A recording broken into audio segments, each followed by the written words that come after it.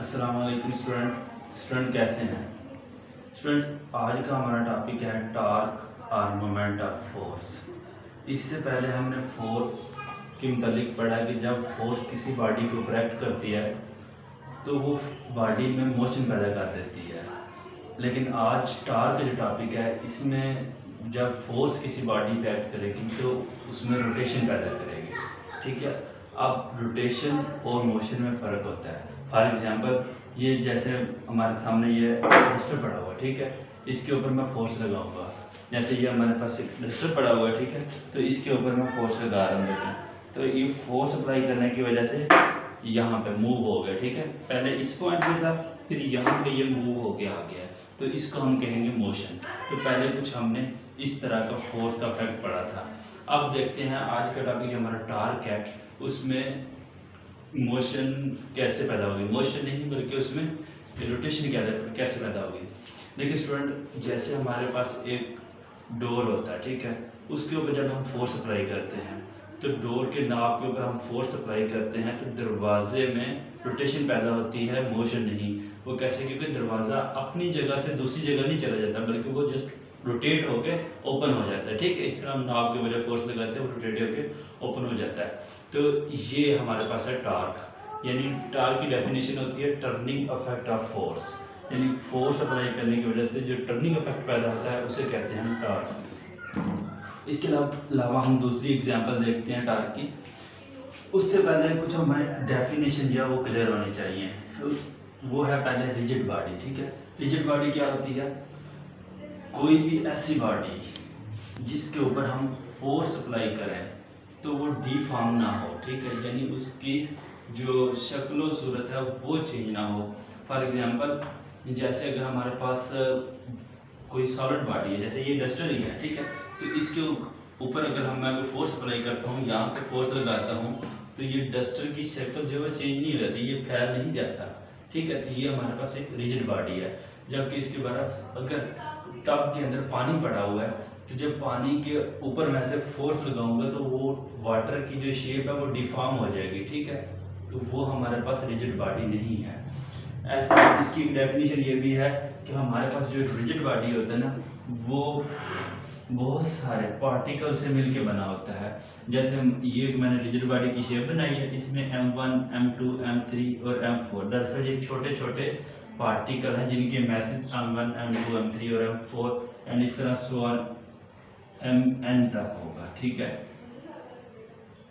अगर मैं rigid body के ऊपर फोर्स अप्लाई करता हूँ तो क्या होगा कि रिजिड बॉडी की जो मैसेज के दरमियान डिस्टेंस है ये चेंज नहीं होता, इसीलिए तो ये डिफॉर्म नहीं होता।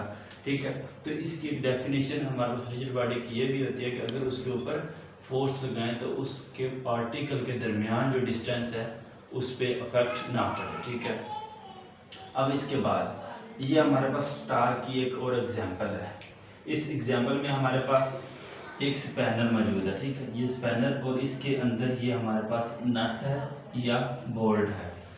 ये स्पैनर की मदद से हमने ये नट या बोल्ट को ओपन करना है। ठीक है, तो इसके लिए हम स्पैनर की मदद से ये नट के ऊपर फोर्स लगाते हैं। तो ये भी एक टॉर्क की एग्जांपल है। तो हम इस एग्जांपल की मदद से टॉर्क का पूरा टॉपिक समझेंगे और फिर ये भी देखेंगे कि टॉर्क किन चीज़ों पे डिपेंड करता है, यानी टॉर्क को कैसे कम या ज़्यादा उसकी मैग्नीट्यूड को किया जा सकता है।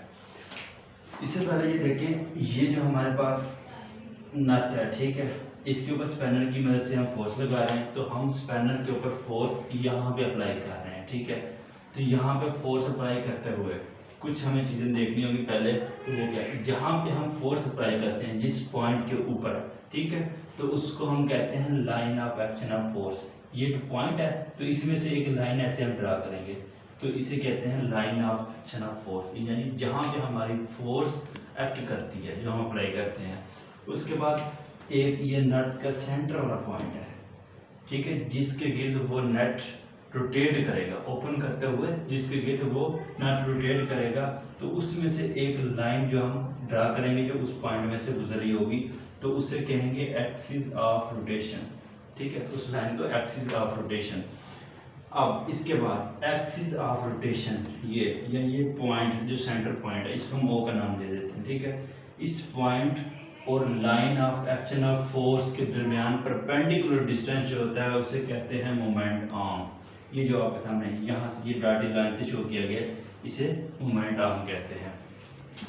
इसके बाद ये नीचे एक फिगर बनाई गई है। इस फिगर और इस फिगर में जस्ट फर्क इतना है कि यहाँ पे स्पैनर छोटा इस्तेमाल किया गया, यानी इसके मोमेंट आर्म की लेंथ कम है और इस स्पैनर की मोमेंट आर्म की लेंथ ज़्यादा है।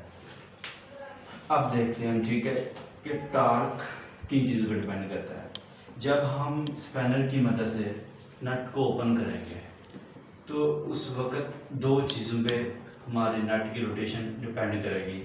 एक क्या, फोर्स, और दूसरी उसकी लेंथ, मोमेंट आर्म की लेंथ। अगर हमारे पास मोमेंट आर्म की लेंथ ये जो हमारे पास यहाँ से स्टार्ट हो रही है, अगर ये लेंथ ज़्यादा होगी तो हमारे पास टॉर्क ज़्यादा प्रोड्यूस होगा, यानी हम नट को इजीली ओपन कर सकते हैं। अगर हमारे पास इस मोमेंट आर्म की लेंथ कम होगी तो हम जो नट को ज़्यादा फोर्स अप्लाई करनी पड़ेगी ओपन करने के लिए, ठीक है। तो यानी टॉर्क जो दो चीज़ों पे डिपेंड करता है, एक तो फोर्स के ऊपर, दूसरा ये मोमेंट आर्म जिसे हम एल से शो कर रहे हैं, इन दो चीज़ों के ऊपर टॉर्क डिपेंड करता है, ठीक है। और इसके अलावा टॉर्क का जो यूनिट होता है वो न्यूटन मीटर होता है।